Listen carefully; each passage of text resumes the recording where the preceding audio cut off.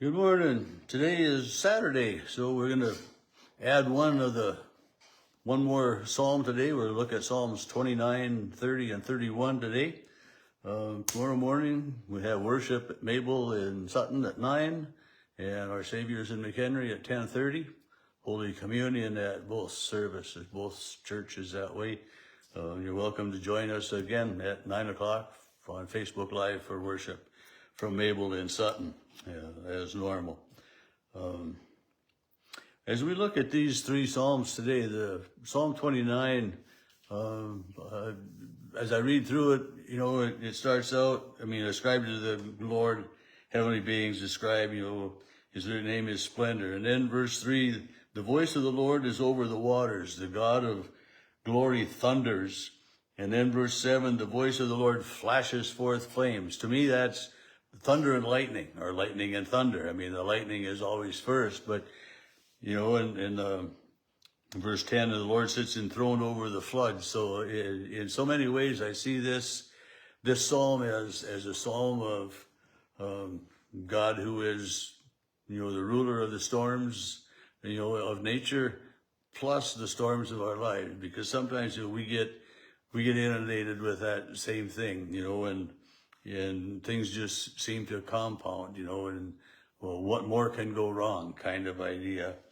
But, so the first couple of verses remind us of who God is, that God is almighty, the heavenly being, and he's worthy of praise and honor and everything. And then it's, the power and the majesty of God, the voice of God thunders in verse 3, as I mentioned, and verse 4, the voice of the Lord is powerful.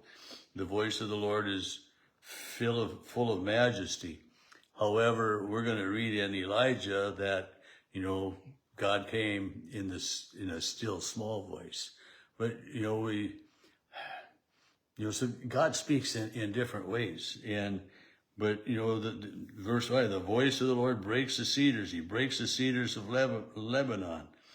He makes Lebanon skip like a calf and Syrian like a young wild ox. Well, Lebanon, that's a mountain range. And Lebanon is another name for Mount Hermon, I think. But whatever, And so he makes the mountain ranges, skip like a calf and, dance around with joy. And, we know that mountains can't move, right?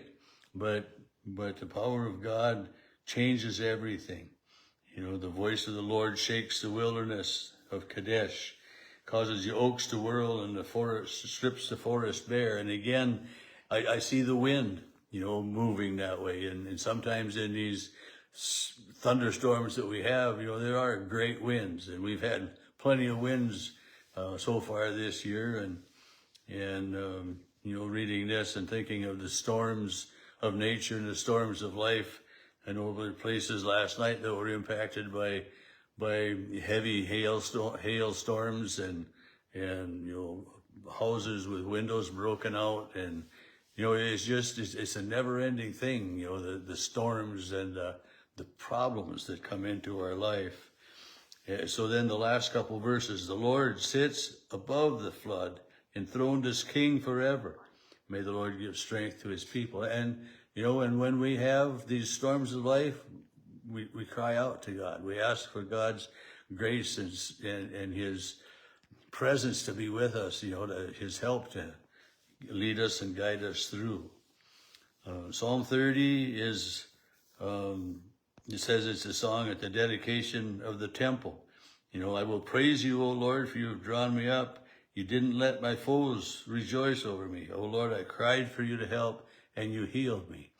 And so whatever illness was there has been healed, and the psalmist David is going to the temple to offer thanks and praise to God for healing. He says, sing praises to the Lord and give thanks to his holy name.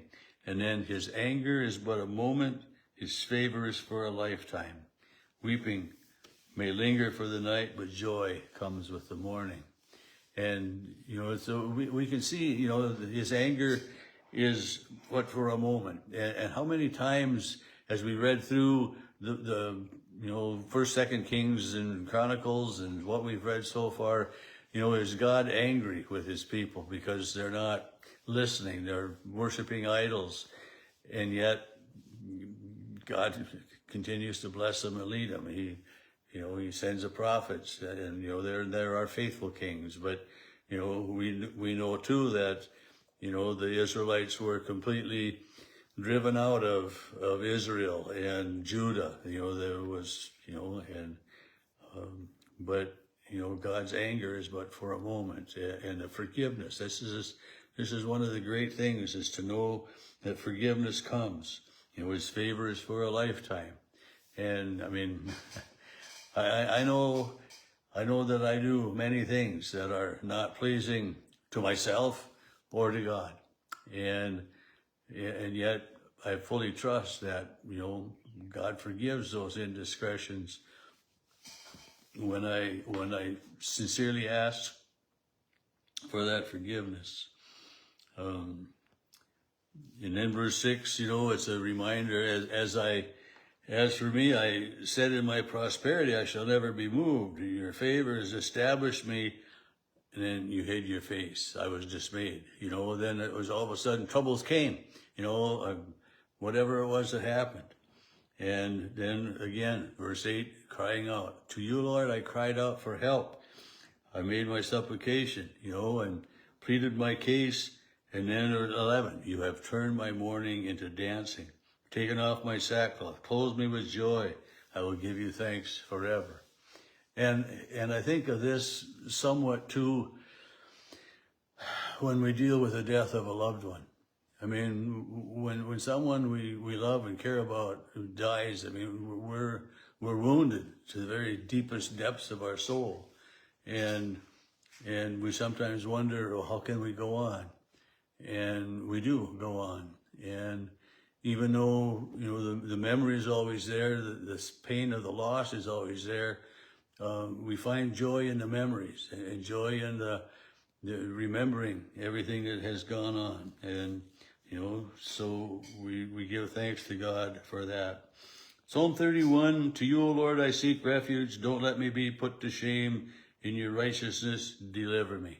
Again, a plea for help, for take these troubles away from me, God. And we're going to see that so many times in the Psalms, that the prayers of asking for help, prayers offering thanks and praise, and just letting your heart out to God. Just saying, this is what's bothering me, Lord, and I need your help in these matters. And maybe sometimes it feels like people are picking on me, God, or I'm forgotten, or just having a lot of bad fortune. In verse 9 of Psalm 31, be gracious to me, Lord, for I am in distress. My eyes waste away from grief, my soul and body also. I mean, I'm spending time, I'm in tears. I'm crying, Lord. I'm hurting. My life is spent with sorrow. My years with sighing. My strength fails. My bones waste away.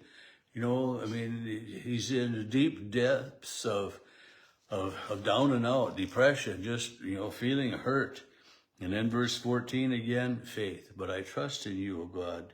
I say you are my God. My times are in your hands. Deliver me. And so we see this prayer again of, these are my problems, Lord. Help me, give me courage to go through and everything.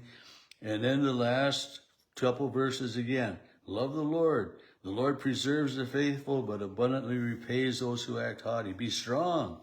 Let your heart take courage as you who wait for the Lord. So in the Psalms so often, and we see that cry for help, and then also the statement of faith. And we, that's our lives. We need help. We cry out to God, and we know that God is there. Maybe God doesn't always react the way that we would like and everything, but when we need help, we can rely on God, the rock, and that's in these Psalms too, referred to, God as the rock, as the mighty fortress. And I thought of on Christ the solid rock I stand, and a mighty fortress is our God. And you know, these songs probably weren't derived from the Psalms where we read through today, but they made me think of those wonderful songs of faith that help us get through